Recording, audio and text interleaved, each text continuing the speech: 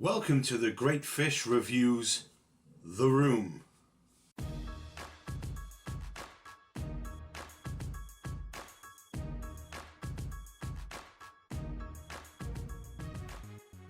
Okay, so pretty much from the start screen you can see that everything is automatic. We just loaded up the game, and when you come in, all you get is this. It's like a box. I'm trying to do as much as I can, show you a little bit of the game without actually showing you any spoilers. I wanted to make sure that I could show you what was going on with some of the game. I haven't shown you all of the puzzles, and I'm not going to do that because really if I did that, then it would just spoil the game for you, and that's not what this is about. Now, as you can see, there's a small tutorial at the beginning which shows you a little bit about the game, shows you the mechanics of the game and basically how to get into the game. It slowly gets you into it, and it's all about space manipulation, and that is that absolutely everything connected to this game is space manipulation. That means that you have to move things about, search things, drag things around, because it was originally designed for the mobile tablets and for mobile phones and other things like that. As you slowly get into it, you notice that things aren't exactly as they seem, and that the world around you may be more than what meets the eye when you first entered the room, because it's not just a box. Then you get into the second level, which means that you've opened the box, you've done all the puzzles, and you've gone on to the second level. You've opened the box and noticed that there's another box inside a box, which I thought was amazing. The way that it slowly brought you into just how big the game was compared to what you saw right at the beginning. Some of the puzzles are difficult, some of the puzzles are easy. This one with the book is a little bit easier. I'm going to try not to show you too much of that, hopefully. But it's pretty much easy, and you would have worked it out anyway. There's loads of letters which show you small bits about the storyline itself, and I found that was great. Also, I like the fact that there's dimensions inside dimensions, and this is what this is about. It's the fact that the world around you is not what you see. You need the lens to be able to see things, and it creates different areas and a really good atmosphere within the game itself. which to be honest drags you in even more. And as you slowly get deeper and deeper into the actual puzzle game itself, things get a little bit more complicated, but not too complicated. And I believe this is coming closer to the end now.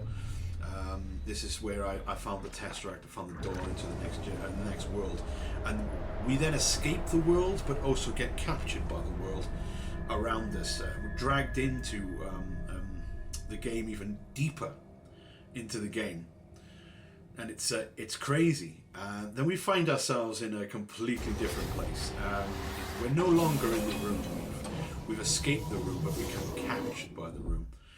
A feeling of wonder and amazement as we enter the core of the room, and then we find ourselves with another box, which is awesome. And then you have to examine that box. You have to find little bits on that box so that you can actually unlock certain things.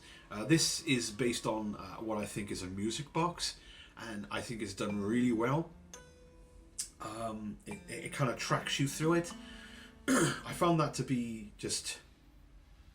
The puzzles in this game, they're engaging and not too hard either. So even a novice can pick up the reins and be able to do everything with it. I also found that it was, that you needed to find something else within the box itself, within the room itself, to be able to manipulate something else in the room, which I thought was amazing. And then obviously, then I cracked it. It took me a while. This is just a short amount of footage that I picked up.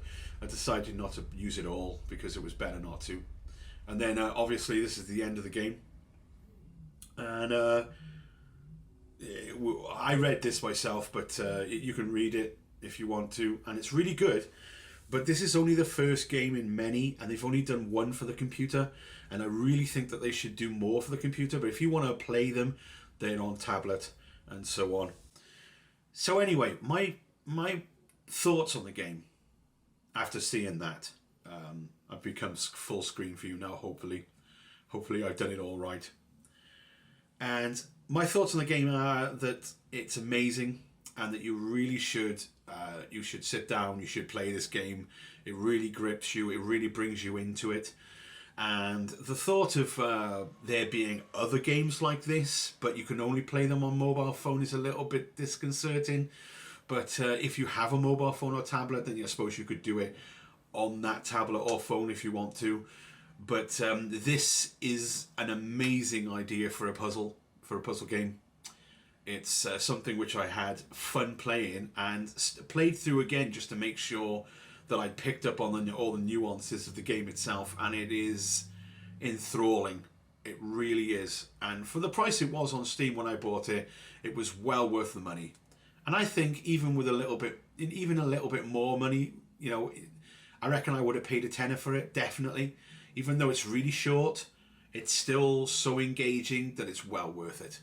So I'm going to give The Room 8 out of 10, I think. The reason I'm not giving it a 10 is because it's really short. It could have had more detail to it.